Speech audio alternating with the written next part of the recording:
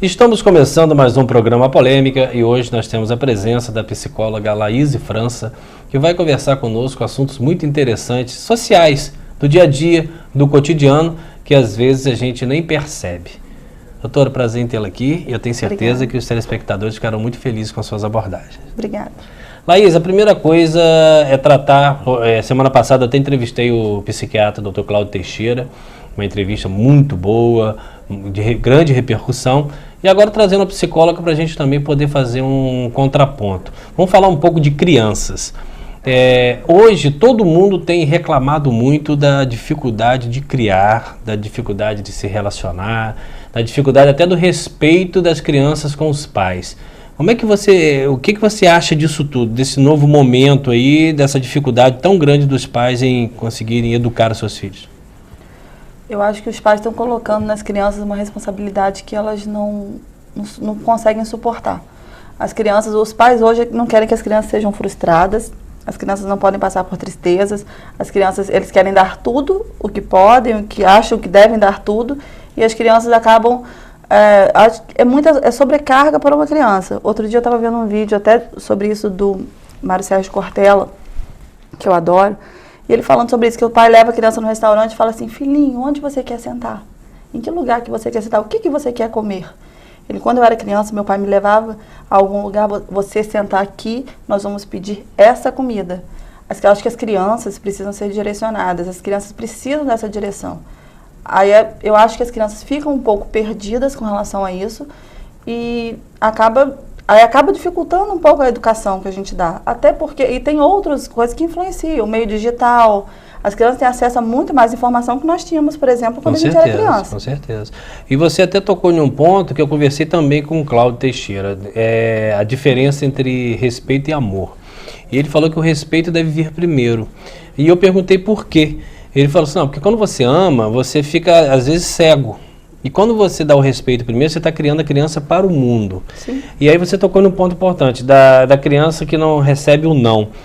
Como é que serão esses adultos que não estão acostumados com frustração, com rejeição, com não? Como é que vão ser eles no dia a dia, no cotidiano, na sua opinião? A gente já está vendo uma geração dessa. Uma geração, eu falo que é a geração das adolescentes, 8, 19 anos, falo uma geração meio que de zumbis, porque eles não é o tempo todo parado, o tempo todo conectado a alguma coisa e está sempre, ele nunca foca atenção em alguma coisa que está fazendo, está sempre fazendo 2, 3 coisas ao mesmo tempo. Isso, tá, ok, é da geração Y, dessa última geração que está vindo, que eles conseguem conectar várias coisas ao mesmo tempo. Mas eu acredito que essa especialmente a coisa da frustração, que a gente tenta o tempo todo fazer com que nossos filhos não se frustrem. Outro exemplo, essa semana passada, um casal de amigos, a filha queria fazer algo, queria um lugar que não poderia ir. E a filha queria muito e eles estavam tentando com que a filha fosse. Aí eu estava presente e falei: olha, você disse para ela: olha, mamãe e papai estão tentando fazer você ir. Se não der, paciência. Um dia a gente consegue, um dia a gente não consegue, um dia a gente ganha, um dia a gente perde. E a criança precisa crescer e aprender que, às vezes, a vida é assim, você passa por isso todo dia, eu passo por isso todo dia. E as crianças precisam aprender a lidar com isso. Porque no trabalho você vai ter frustração, você vai ter um monte de não, você vai ter quebrar a cara um monte de vezes. Imagina se toda vez que você fizesse... Por isso que muitos adultos se comportam dessa maneira. Aí entram em crises depressivas, desenvolvem transtornos do pânico, desenvolvem outros tipos de transtornos. Porque eu acho que tem, lógico, a parte fisiológica que está envolvida aí, mas você criar uma criança com uma estrutura forte com relação a isso, sabe, com relação a passar por adversidades, eu acho que isso faz muita diferença de como ela vai ser quando adulta. Agora, você me fez lembrar uma questão. Hoje, muitos pais, antigamente os pais iam para o quarto conversar os assuntos mais sérios. Raramente um filho há 15 anos atrás sabia se o pai devia, se o pai não devia, se a conta do mês era essa, papapá, papapá. Hoje veio o mundo digital, as informações já vêm por eles e fatalmente conversa-se esses assuntos. Dar essas informações de forma precoce às crianças é bom ou não para o futuro deles em termos de preparação? Eu acho que sim, porque as crianças estão amadurecendo mais cedo, hoje em dia. Mas isso não é culpa dos pais, não? Não, acho que não é só culpa dos pais, mas é por conta do acesso à informação. o acesso à informação é muito maior, faz com que as crianças amadureçam mais cedo. Porque é inevitável, porque as informações estão aí. Hoje, o que as nossas filhas aprendem na escola no 4º ano é muito além do que a gente aprendeu no 4º ano quando a gente estudou. Sim, sim. Até o acesso à informação que a escola passa é muito mais alta a quantidade de informação. Eu acho que isso tudo faz com que a criança amadureça mais cedo. E eu acho que a criança tem que aprender desde cedo, sim, a gerir a vida dela pessoal, arrumar as coisas, ter organização, a gerir o dinheiro. Você às vezes dá uma mesada ou dá uma coisa para a criança saber o quanto que tem que ser gasto, quanto que custa para ganhar. Você vai ganhar isso, uma mesada assim, ela vai conseguir administrar aquilo ali, porque, olha, você dizer, tantas horas eu trabalho para ganhar R$50, tanto tempo eu trabalho para ganhar R$50, você está gastando nisso aqui. Você vai ganhar R$100, quanto tempo que é de trabalho? Você calcula por tempo, para a criança que haja um entendimento, quanto que custa ganhar aquilo ali. Porque senão as coisas ficam muito banais também. E o sim permanente, total. O sim vulgar, né? Não faz bem para ninguém, eu acho. Que até uma relação... Tem relação de adultos, a pessoa que é sempre permissiva, tal, aquela pessoa se torna cansativa. Agora me diz uma coisa, quando se tem filhos, fatalmente, quando você casa ou tem uma relação, fatalmente você tem o seu histórico e a pessoa, o seu companheiro ou companheira também tem seu histórico. Como colocar esses dois históricos de forma consensual para criar um filho? Como é que isso funciona? É difícil? Eu acho que isso é conversando, né? Eu acho que é você entrando num consenso antes para a criança também entender e não ficar louca com aquela história de um dizer uma coisa, o outro dizer outra coisa. Em casais que vivem bem, casais casados, que moram juntos, isso acaba sendo um pouco mais fácil acontecer. No divórcio, né, às vezes com pais divorciados, essa briga e essa permissividade ou não permissividade de um lado, de outro, às vezes um pai separado, o pai permite tudo, vamos só final de semana, estar com o pai é ótimo, porque vai estar fazendo tudo que quer, tudo que gosta. E aí o amor que não está criando direito. Eu falo, na minha casa eu sou a chata da casa, porque eu sou a chata que vou cobrar para tomar banho, para escovar os dentes, para arrumar as coisas, para fazer todas as partes chatas, porque tem que ser feitas, tem que ter um chato. Tem que ter um chato para cobrar acho que cabe a gente também virar para o outro e falar assim, hoje você vai ser o chato da vez. Distribuir essas tarefas. Vamos distribuir a chatice, porque funciona assim. Eu acho que tudo é conversando, negociando, dizendo.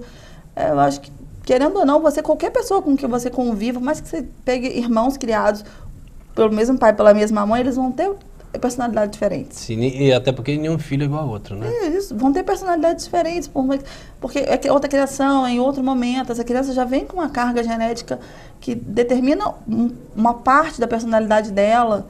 Não é assim. Eu acho que é equilíbrio. Você tentar o tempo todo manter o máximo possível equilíbrio. É utopia isso, mas acaba funcionando você tentar pelo menos manter. Eu acho que é válido. Sexualidade precoce.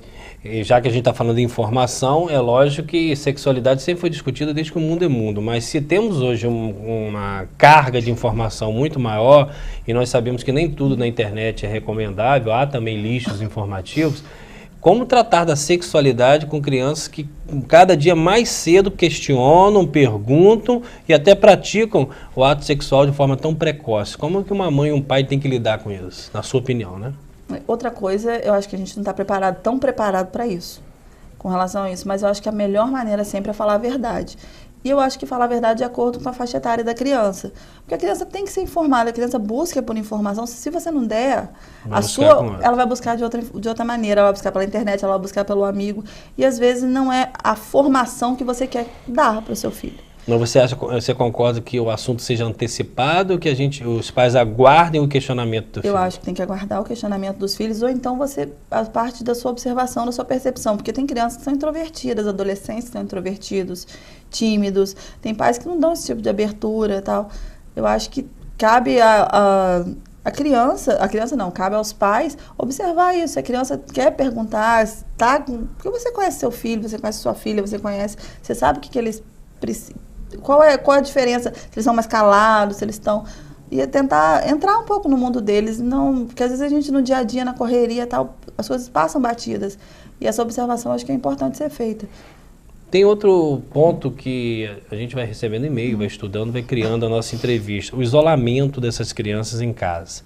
crianças que não querem sair, que querem ficar só no quarto, e aí cria um mundo paralelo. O Cláudio Teixeira até contou um exemplo muito preocupante aqui do jogo do GTA, que uma criança, uma mulher, né, uma adolescente, ela ficava no quarto, GTA, e ali você cria um mundo paralelo, e ela agora está fazendo um tratamento que ela não consegue sair para a vida real.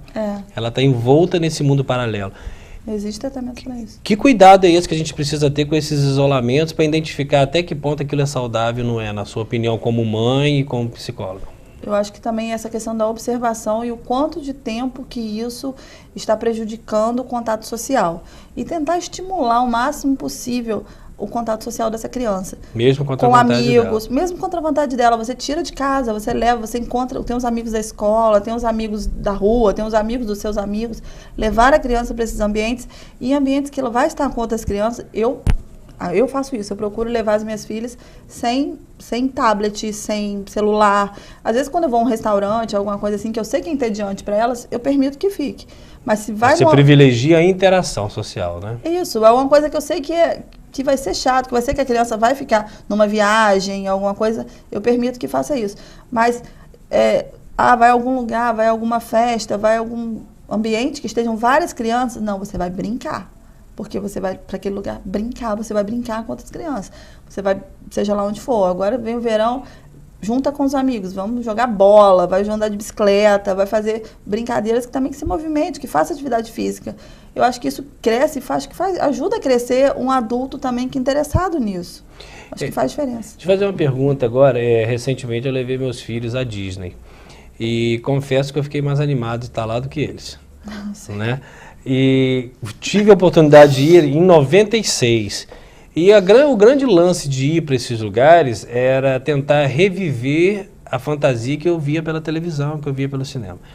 Com esse advento de DVD, de YouTube, parece que tudo isso ficou dentro da casa da gente. Eu senti isso lá.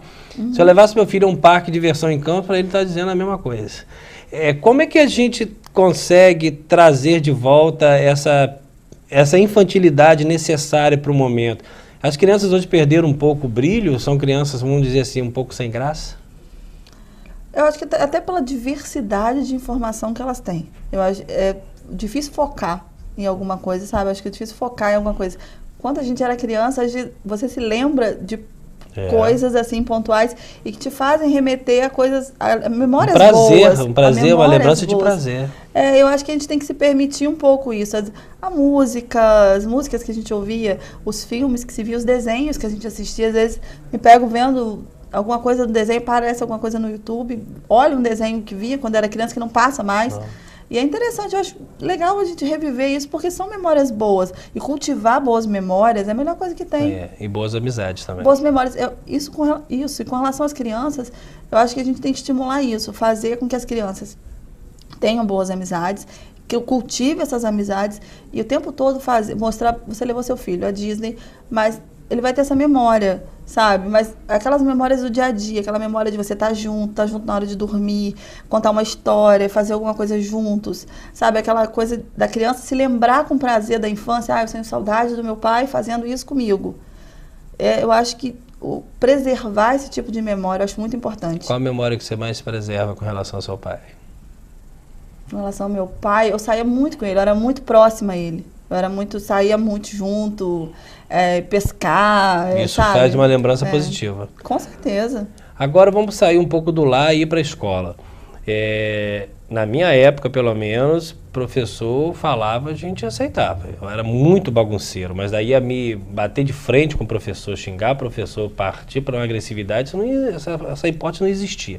Mas a bagunça era salutar. Hoje a gente vê os professores cumprindo uma tarefa primária e uma secundária. A primária que é de educar, mas também tentar arrumar os vícios de personalidade, de educação que vem de casa. Como é que está essa escola hoje? É um barril de pólvora mesmo? Com certeza.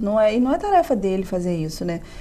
Aí volta na primeira questão, vindo da família, vindo daquela história da estrutura familiar, onde essa criança foi criada, qual é o ambiente que ela é criada. Eu não estou falando isso nem de classe econômica só, não. Não, com certeza. Tem crianças que são criadas em famílias com informação, com estrutura melhor. Com bastante dinheiro e tal.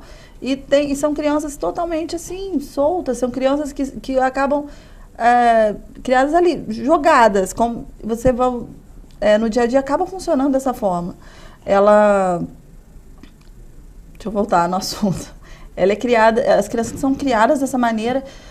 Eu acho que vem de casa isso, vem da personalidade da criança, vem do pai querer procurar ajuda, buscar ajuda para esse filho. A criança, às vezes, criada num ambiente que é um pouco mais incidência de violência, ela vê aquilo como muito natural, muito comum, muito normal. Um tempo atrás, tive um exemplo desse, uma secretária minha falou que um priminho, as crianças tinham 4, 5 anos, um priminho brigando com o outro, na mesma idade, nessa faixa etária, um quebrou uma garrafa, falou assim, vem aqui que eu vou te bater, vou enfiar isso aqui em você.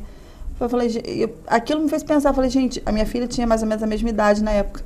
Minha filha, se quebrasse uma garrafa de vidro, ela nunca saberia que era para agredir outra pessoa. Sabe, eu acho que essa... O pensamento dela de criação não era voltado para esse tipo de ação. Mas a criança é vítima, a criança é sempre vítima. A criança é sempre vítima. Depois que adulto, depois que... Não acredito em vítimas sociais, que você consegue escolher o seu próprio caminho. Mas a criança é sempre vítima. A criança está ali para ela receber informações que você dá, ou que você permite que ela acesse. E ela vai ser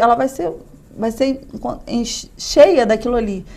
Mas isso não faz com que ela se torne uma pessoa, necessariamente uma pessoa agressiva quando adulta, tal, porque você consegue ter acesso a outras informações e fazer esse tipo de escolha. Eu acho que essa é a diferença. Por isso que eu não acredito nessa coisa de a pessoa ser vítima social, porque se fosse assim, seria 100% dos casos. Não seria a pessoa que não teria acesso à educação, acesso a boas... Como é que eu vou dizer? Não é boas coisas, mas... Boas ações, bons exemplos, boas escolas, estrutura, né? A mesma pessoa que é criada nesse meio não daria certo, não seria uma pessoa exemplar, não seria uma pessoa trabalhadora, não seria, sabe? Não teria uma vida digna. Se fosse 100% dos casos, eu acreditaria nessa ideologia de vitimização social. Eu não acredito que exista isso. Você começou falando sobre os professores encararem isso. Eu acho que isso vem de casa, vem da família, vem também um pouco da sociedade que está permitindo muitas coisas, porque as coisas se tornam banais. Porque tudo que você fala, tudo que você reprime, acaba sendo culpado por reprimir. Você acaba sendo culpado porque você tem uma opinião diferente, porque você coloca a sua opinião. Cria rejeição. Você coloca a sua opinião, é diferente de você impor a sua opinião. Claro. Minha opinião é essa, vai ser essa. Eu posso mudar de opinião, porque eu acho super inteligente mudar de opinião ao longo do tempo. Você pode mudar de opinião ou não, mas a minha opinião é essa e vai funcionar dessa forma. A outra pessoa tem que aceitar a opinião da outra. Perfeito. Sempre. Estamos aqui conversando com a psicóloga Laís França. Vamos ao intervalo e já voltamos.